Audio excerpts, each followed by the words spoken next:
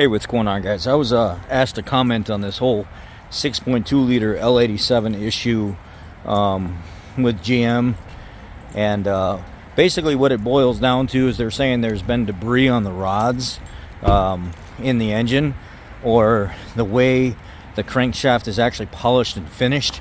It's causing some issues, so they're changing it from a 0W20 to a 0W40. What they're asking is there's a test that be done whenever the vehicles come in between 21 and 24. It's something like 590,000 vehicles.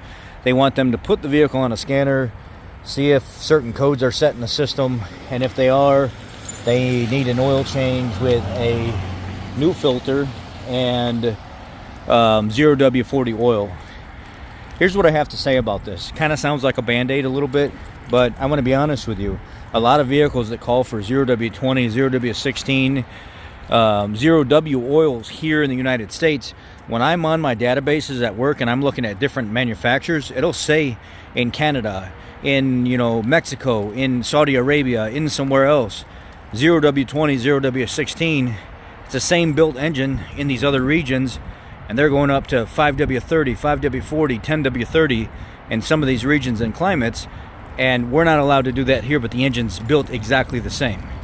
It's because here, our government is tied in with the manufacturers so much, the EPA standards and stuff, that they hold our hands, and then we have to suffer whenever it comes to lack of film strength, lack of certain viscosity and stuff like that, the way an engine runs.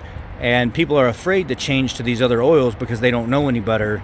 And we're going by government standards versus what we should be going by, which is the engineers that make these things that tell you you can run 5W40, 5W30 in these engines, and they run perfectly fine. And we don't allow our people to do that because the government's involved. That's my take on this whole thing. It's all a bunch of hogwash, and I think the 0W40 may be masking what's going on there. It may add some protection, but that doesn't fix something that's a mispolished surface or a debris inside an engine. Eventually it's going to cause a failure. Even if you change the oil, you're not going to get everything off. It's going to take several times to get everything out of there. That's my take.